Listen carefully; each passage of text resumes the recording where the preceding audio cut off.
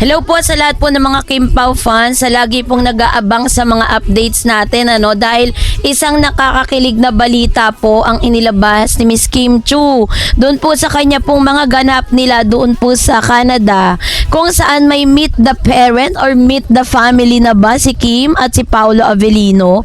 Yan ang ating pag-uusapan maya-maya lang. But before that, if you haven't subscribed yet to my YouTube channel, please don't forget to like, share, and subscribe at hit mo na rin ang notification bell for more showbiz updates. Bago tayo of course magpatuloy sa ating updates for today's video, nais ko pong pasalamatan kayo for always watching and trusting this channel. Thank you so much sa inyong laging panonood at palagi ang pagsubaybay sa mga updates po natin. Maraming salamat po. So ngayong araw, eto na, let's talk about this one kasi hindi po napigilan ni Kim Chiu ang maging emosyonal matapos niyang muling makasama ang kanyang nakababatang kapatid na si John sa Canada. Ang reunion na ito ay nangyari kasabay ng pagdiriwang ng kanyang ika-36 na kaarawan, 36 na kaarawan. Aba, 36 years old na si Kim Chiu, kailangan na mag-asawa nito. At agad itong naging usap-usapan online dahil sa mga larawan at videos na ibinahagi ng aktres sa social media. Ngunit bukod sa pagiging touching ng kanilang family reunion, marami rin ang napansin na sa umano'y pagiging mas malapit ngayon ni Paolo Avellino sa pamilya ni Kim, dahilan upang mas lalong umugong ang mga haka-hakang seryoso na umano ang relasyon ng dalawa. Ayon pa sa mga ulat ng Gemini Network Entertainment, bumisita si Kim sa Edmonton, Alberta upang makita ang kanyang kapatid na matagal nang naninirahan sa Canada. 12 taon nang nakabase roon si John at mayroon na rin itong sariling pamilya at buhay sa ibang bansa.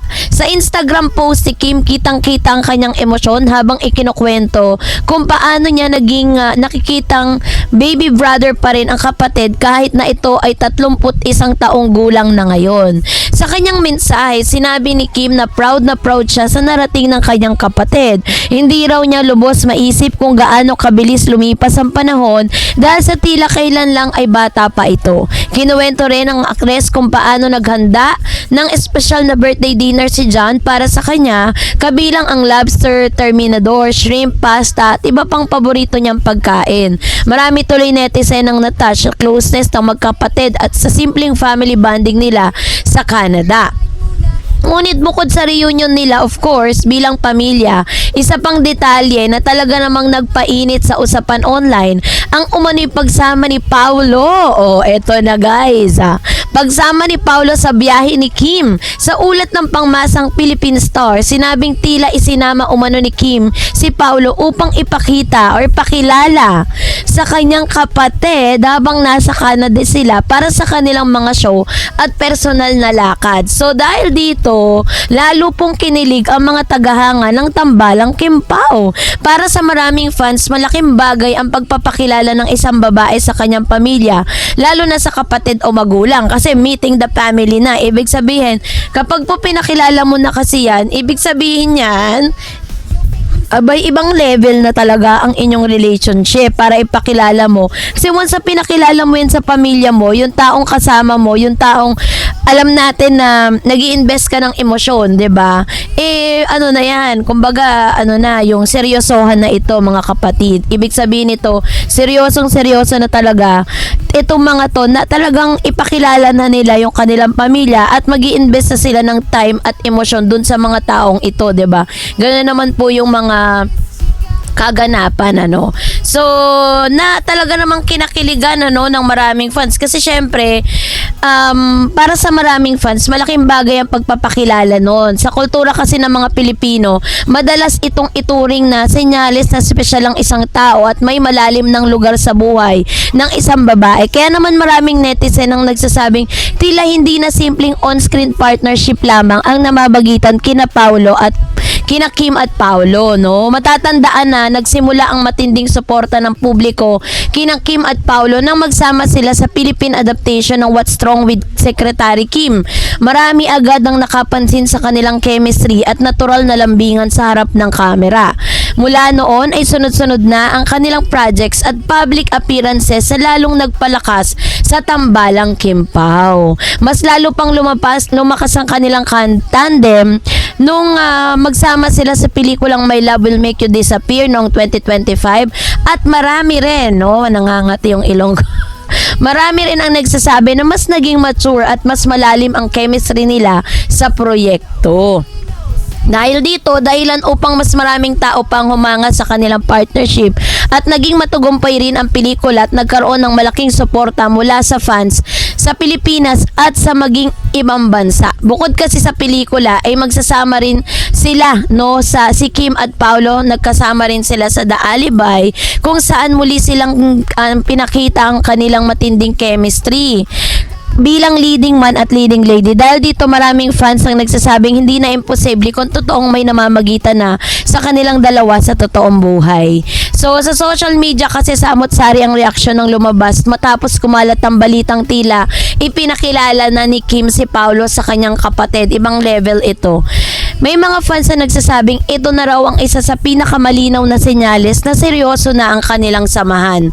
Para sa ilan, hindi basta-basta isinasama na sa family trip ang isang lalaki kung hindi ito mahalaga sa buhay ng isang babae, which is very true.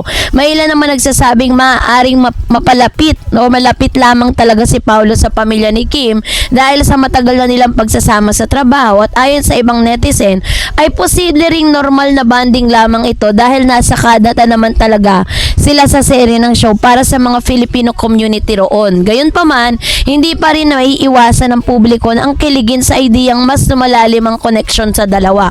Ako po'y naniniwala na talagang sinadya ni Paolo Avellino at ni Kim Chiu na talagang pumunta sila doon kasi in fact, kung talagang kahit naman po nandun po sila sa Canada, may tour sila doon. Kung ayaw ni Paulong sumama at ayaw ni Kim na ipakilala si Paolo, wala naman sila magagawa. Pero dahil nga espesyal at talagang ito po yung pinakamalinaw na senyales na seryoso na talaga ang kanilang samahan, kaya ginawa po yan ni Kim Chiu. Pero ang dami pa rin nagdududa. Ano ba yan? Ano pa ba talagang mga ebidensya yung gusto nyong makita? Marami rin ang nakapansin na tila masaya at blooming ngayon si Kim. Matapos ang ilang kontrobersya at heartbreaks na nakaraan, marami nagsasabing deserve ng aktres ang genuine happiness at kitang-kita raw sa kanilang aura ngayon ang pagiging relaxed at emotionally fulfilled. Para sa mga tagahanga ay malaking bagay ang makitang muli silang masaya at inspired. Tapos si Paolo naman ay patuloy ding hinahangaan dahil sa kanyang pagiging tahimik, gentleman at pribadong tao. Hindi siya madalas magsila tungkol sa kanilang personal na buhay, kaya lalong nagiging interesado ang publiko sa bawat kilos niya kasama si Kim. Kapag may simpleng interaction lamang sila online o sa public appearances, agad itong pinag-uusapan at binibigyan ng kahulugan ng netizen. At may mga observers din na nagsasabing tila natural ang closeness ni Kim at Paolo dahil pareho silang matured at pareho rin silang nakaranas ng ups and down sa kanilang personal na buhay. So dahil dito, maraming fans ang naniniwalang mas naiintindihan nila ang isa't isa kumpara sa ibang showbiz pairings. 'Di ba? So kasi sa mga nakikita naman natin sa kanila, walang duda talaga, no, na talagang yung understanding na meron po si Kim at si Paolo ay hindi na po basta-basta matitibag ng intriga. Ang dami pong mga intriga na dumadating sa kanila. Meron pong iniintriga si Paolo, meron din namang iniintriga si Kim, pero hindi po sila doon para magpa-distract, 'di ba? Kung ano man 'yung nasimulan nila, talagang tinatapos nila at alam natin ang ending niyan sa simbahan pa rin, 'di ba? So kayo ba ay talagang excited na ba kayo for the next part of Kim Pao? Ano ba ang susunod na kabanata between Kim and Paolo? Yan ang dapat nating abangan. So, kayo po, anong yung sa loobin patungkol dito? Mag-comment kayo sa comment section. And that's it for today. For more videos and updates, please don't forget to like and subscribe. And please don't forget to follow my Facebook page, Dareds TV, and Dareds channel. God bless everyone!